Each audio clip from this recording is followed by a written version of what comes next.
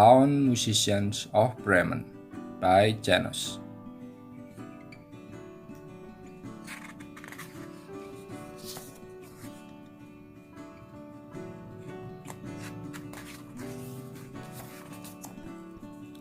Once upon a time, a miller and a donkey lived together in a mill.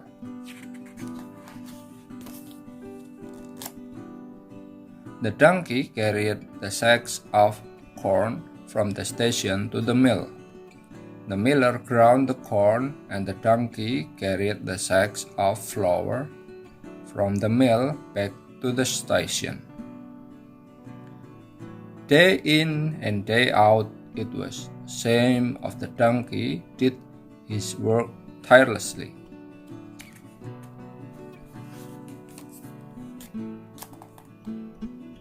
But when the donkey grew old and carrying the load had become too much of an effort, the miller said to him, "Go on and look for another place to stay, you old thing. You are no use to me anymore." And he chased the donkey away.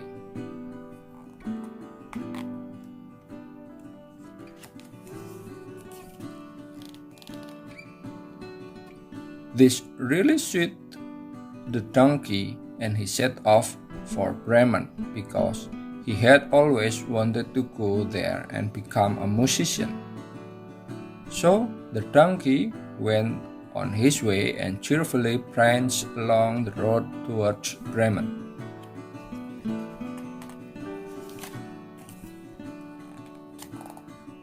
After all, it wasn't far to Bremen, and the donkey saw everything there was to be seen along the way.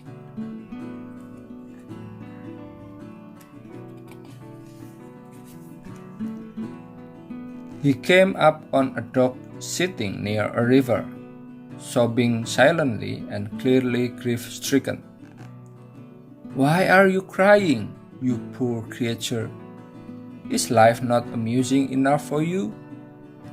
"Oh," moaned the dog, "how could it be amusing? I'm old. I can't catch hares anymore, and my master has chased me away." "Well," the donkey exclaimed, "I can tell from your voice that you are highly musical. Come with me to Bremen, and together we'll make music there."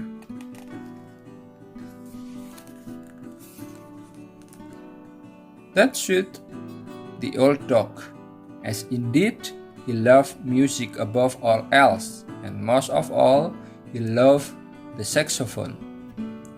How often during the long lonely night had he played his saxophone to the full moon?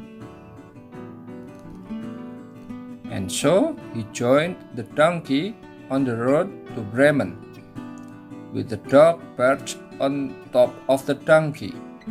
Soon they came up on a cat sitting in the middle of the road, not looking too happy.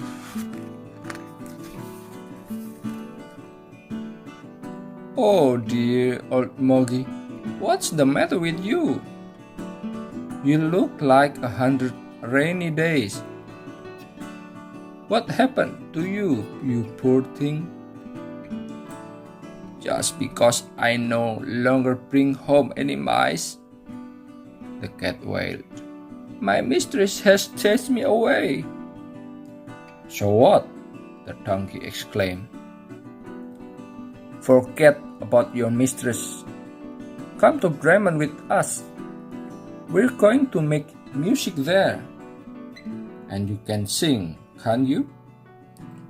"Oh yes, like a canary whenever the moon shines in the sky," the cat replied and started mewing. "There you are," the donkey nodded. "That sounds like Brahms played on a violin. The people of Bremen are very good at art. They will reward us generously." And so the cat joined them to the road to Bremen.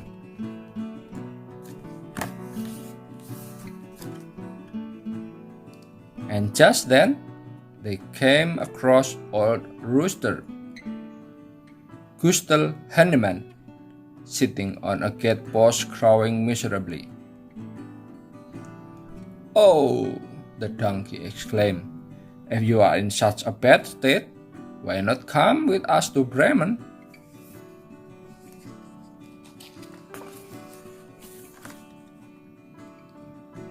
"We are musicians. You only have to squeal like a sow. Young people love that." So, the rooster too joined them on the road to Bremen, making 4 in all: the donkey, the dog, the cat, and the rooster flying above.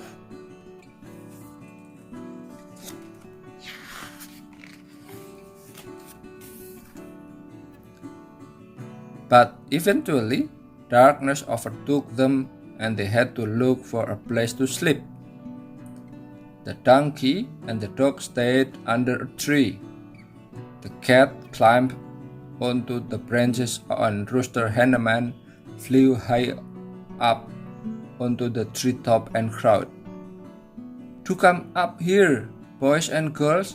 I can see a light in the distance. That could be a lodging house."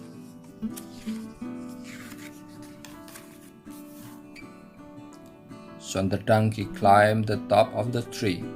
The rooster settled himself comfortably on the soft cat because he was tired, and the dog looked up and barked, "What do you see there, donkey?" "A house," the donkey shouted. "It must be a lodging house. Maybe there is a warm bed for each of us."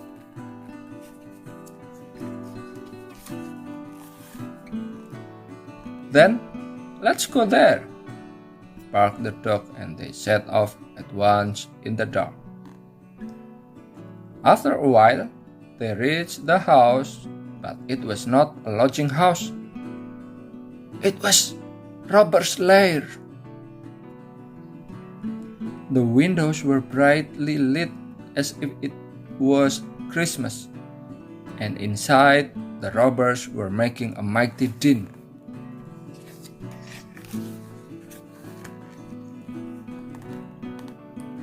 The donkey looked through the window and the cat asked, "What do you see?" Old Grey Coat, "Tell us."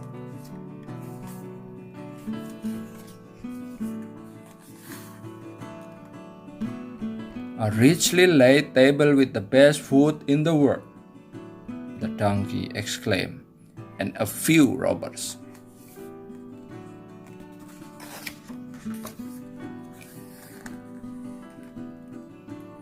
And he climbed down the short ladder. "That would be just the thing for us, wouldn't it?" the dog said. "Is there a bit of sausage there too?" And so they deliberated how to get the robbers out of the house. The bold rooster said, "We'll storm in just like hussars and take possession of the house."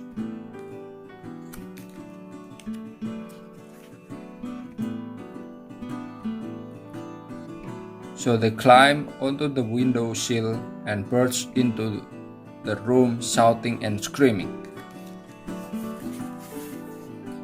And the robbers took flight from the house as if chased by a pack of hounds.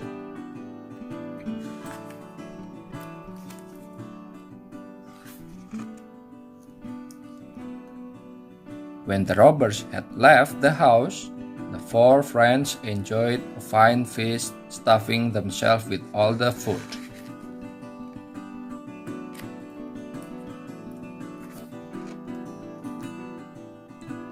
After the feast, they each looked for a comfortable place to settle and then switched off the light. When the robbers saw from a distance that it had become dark in the house, their leader said, "We shouldn't have let ourselves be tricked. Go back and see what happens, Robert Gregor. So, Robert Gregor crept softly back to the house. The robber found everything quiet, but 2 sparks were glowing by the stove, and when he tried to put a match to them, they turned out to be the glowing eyes of the cat, and it jumped into the robber's face like the devil Lucifer himself. The robber wanted to run from the house, but when he came past the sofa, the dog was lying there. It nipped him in the calves as if biting into a sausage, and the robber raced out of the door. First, he stumbled over a pitchfork, then the donkey kicked him in the backside with his hind leg. The rooster shrieked from the roof, "Cock-a-doodle-doo!" And Robert Gregor ran like a hare back to his comrades. There he reported to the leader. There was a glowing dragon sitting in the kitchen, and it struck me in the face with its claws until sparks were flying. An enormous bagpipe was sleeping on the sofa. It hauled at me and dug itself right into my calves, and I can't even begin to describe what happened after that. It was so terrible. So, the robbers went away. The musicians liked the house so much that they decided to make it their home. Only when they did a little money did they go to Bremen to make music in the marketplace. At a guess, it was 7 kilometers as the crow flies. That wasn't so bad.